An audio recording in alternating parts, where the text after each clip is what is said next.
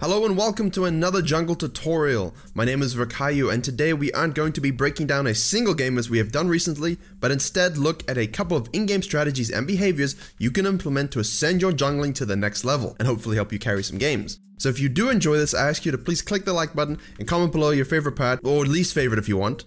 But you won't get a heart that way. We're going to take a look at how you can easily hard carry games by speeding up your gameplay and reactive processes through immediate rotations, essentially how to be more aggressive in your reaction to the map, and how you can also use this and other map information to set up reactive and proactive counter-ganking measures.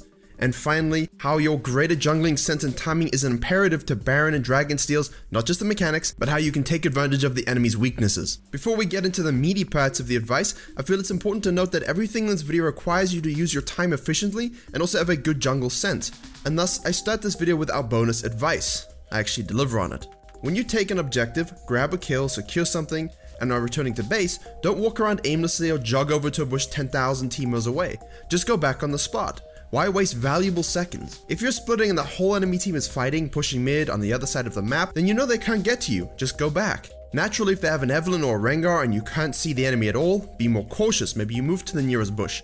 But I'm talking about if you know the enemy isn't there, don't waste your time. And secondly, when you are in the base, maybe waiting for some gold to tick in, waiting for that final 10 gold to get that ruby crystal, and even buying regularly, move your champion to the edge of the shop, the final step. Save that time so when you walk out of the base, you're quick and ready to go. Don't take ages shopping and then have your champion sitting in the middle of the fountain like an AFK. If you consider how long it can take you to get to the Baron pit as a jungler, wasting 5 to 15 seconds going back and shopping can mean the difference between a steal and losing the game, something we're going to look at later.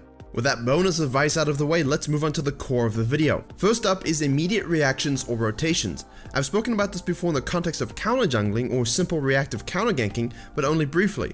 I want to talk about the mindset you need to have while playing in order to turn these things to your advantage. Most of this will seem like common sense, but I want you to watch a replay of some of your games and take note of how many times you could have helped a fight or a teammate. How many times were you looking around the map? And just maybe some of those plays would have turned the game around. Look at these examples of me saving Yasuo from himself. Always aggressive, never warding properly, but I simply and immediately direct myself towards him, charm up the enemy jungler, and get myself and him fed from the situation. Eve's a little weird in that way because you have to kind of wait for your charm to stack up to get the hard CC, but it works out in this case.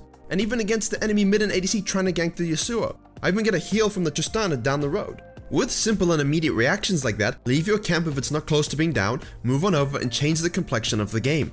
If you just leave your teammate to die, the enemy jungler is going to get fed. And they will translate that to the rest of the map instead of you.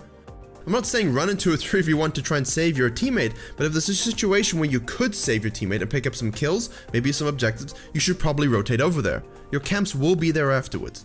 But this practice doesn't simply translate to Yasuo saving moments, but also extended sequences whereby fast and immediate reactions from you can net your team huge gold leads. This is how I was able to come back in my Evelynn gameplay breakdown, link in the description, when all 3 lanes were losing, and also how I managed to get myself and my team objectives and gold leads in this particular example, where I also happen to be Evelynn. Sometimes this course of action is better than sticking to the book and farming this particular quadrant because my camps are due to spawn. Loosen up a bit, save lives, get gold leads. Knowledge of lane matchups is very helpful and we'll talk about this in a future video. But even so, I've seen the Nasus and his beautiful long hair swat tentacle lady like a baby octopus enough this game that I should probably anticipate the worst from this fight. Again, I'm looking around the map, I'm in base, I don't need to look at myself. Well, I am Evelynn, I guess. I sprint straight up to the top lane, I arrive, I actually had a Q for once, and then GG doggy. I also help restrain her lust for CS by pinging her back as the enemy has a Shaco and the enemy mid who's also MIA. I heroically block the Ezreal from hitting her and she backs up. You might think my 200 IQ immediate rotation is enough, but alas my Diana is being ganked by the Shaco and Thresh in the mid lane. I don't go to Wolves or tell her off for being a dodo and not warding, I immediately move over, as does my support's Fizzlesticks because he's also aware of the importance of decisive reactions, and we're able to stop the gank and also gain an advantage by turning this immediately onto a kill on Jinx. I quickly E her and flash out after I get hooked while the Fiddle E finishes her off. From here we can take the tower and bot lane can rotate to the top side. If I'd focused on myself, my cams, or even been slightly slow in my decision or reaction, the situations could have ended up with top dying, losing first tower, mid being forced out and us also losing that tower. But how can we use this simple principle and apply it to a different scenario?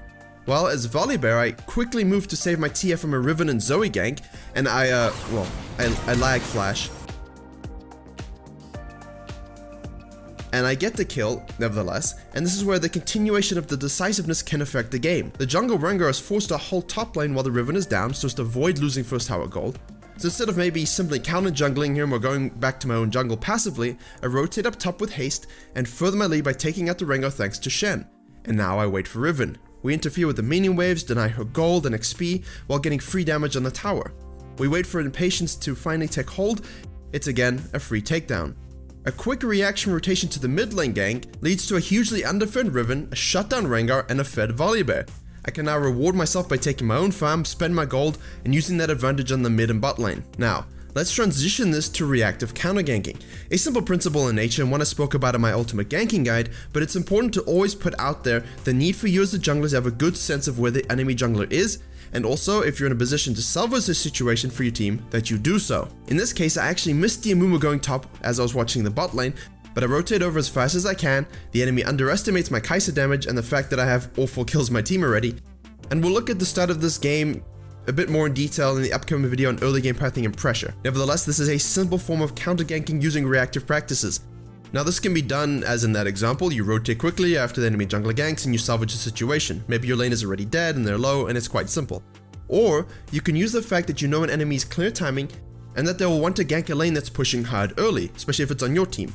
In this case, Lee Sin ganking at level 3 on a pushing lane is very predictable, except Kai'Sa does a faster clear, and so I've positioned myself for this counter gank, and it's an easy first blood. Counter ganking can be reactive, it can be predictive, and it can also be based on vision that stems off of any decisive rotations you may have had earlier in the game. In this example, a smart ward spots out Aurelia and Jarvan moving up, and I have no intention of leaving even though my Ornn is 2 levels down. I know they will see my Krugs moving back to the starting point, and that won't stop them from ganking. In this situation, your counter gank needs to be very well thought out and you need to outplay the enemy.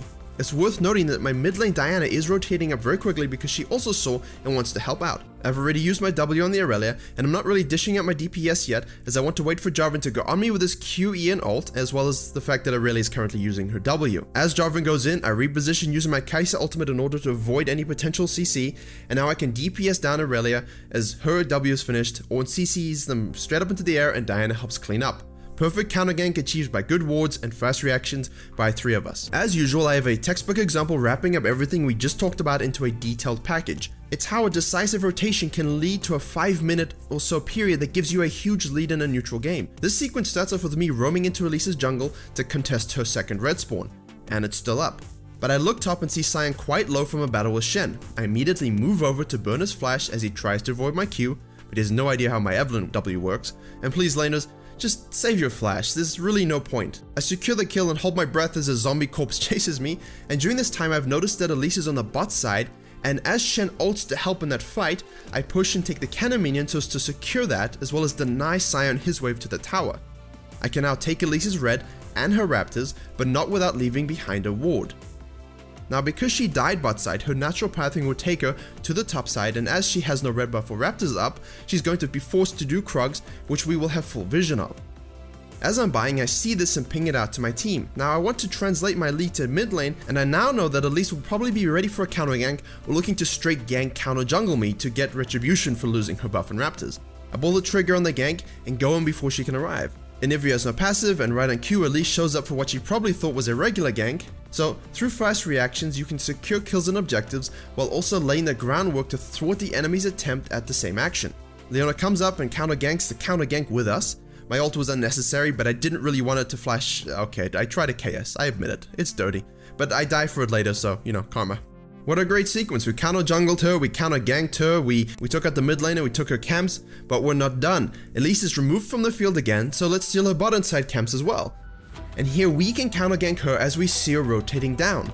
This counter gank was set up minutes ago when I dove the Sion and warded her red.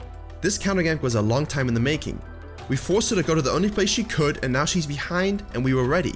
Counter ganking can be a product of either tracking the enemy jungle, especially early game, reactive counter ganking where you move up quickly and turn the tides of a bad fight, or can be set up through a series of fast, decisive plays that lead to counter jungling, enemy vision control, and forcing them into a singular path that you can now predict. Alright, even though this final bit might be a bit disjointed, to truly ascend your jungling, we're going to have a change of pace a little bit and talk about your jungling sense. If you want to have a breakdown on how to properly smite and time your smites for Baron and Dragon Steals, please see the video in the top right or the description, but for this video we're focused on that jungle feeling. I know, not very empirical from a science teacher, but in this case, as you can see from these steals, I have an idea or straight knowledge that the enemy is on a Baron or Dragon. And through briefly looking at the Baron HP and how fast it is falling, I am able to prepare my decision making on how I plan on stealing. Sometimes you just have a good sense of timing and you can grab a steal. Other times you have to have a more planned approach, even if it means you don't get out. Whenever you are in a position to steal, make sure you are learning to anticipate the enemy damage, and this comes from experience and of course a little bit of luck, but you can control the situation more than you think. With Kai'Sa here, I get my passive on the Anivia, I recognize my ult is up, I move to the other side of her so she can't wall me out, and now it's down to me just timing my perfect smite. What if the enemy is doing Baron and we are a bit disjointed? Well, I can poke down with my W, ult in, I kill the Rengar while burning his flash, and now we can do the Baron. I love this particular Rek'Sai example because I know they are doing it, as well as for how long they've been doing it, but we don't have wards in the area. We are behind, and we don't know exactly what HP it is, but I do know when they started and how fast it was falling initially. I Q an enemy champion, I ult in, and as I rise up out of the ground, I see it's super low HP and I immediately smite. Enemies will think they have a freebie sometimes, especially in games like these where they have a big lead, but because of experience and jungle sense, I'm always counting the Baron HP in my mind and looking for a way to turn the fight around. I've got that clock ticking in my mind. This isn't important just for steals, but also when you're regularly taking an epic monster. I've proactively ganked a lane, specifically bot lane, and waited around longer than I normally would just to take a Fire Drake on their back timing, knowing that my bot lane will be able to join me and help out. You always have to be careful about you and your bot's back timing with regards to important Drakes. Also knowing that after a nice pick where you are fed and your Draven hasn't had a kill, you can give one out so he can finally cash out. And then you can quickly secure that Herald and push more towers. Always be thinking when you can take objectives, but also when the enemy can be taking objectives so you can time your approach, you can view their damage, and you can prepare yourself for steals or secures. Alright, I hope you can have a better appreciation of fast rotations, immediate and decisive plays, how you can use that to react for game swinging counter ganks, or even use that time after that to set up advanced counter ganks of your own. Thank you all very much for watching. Please like, comment, and share if you enjoyed and learned something. Subscribe and turn on notifications for more jungle tutorials coming soon. And as always, I will see you all in the next tutorial.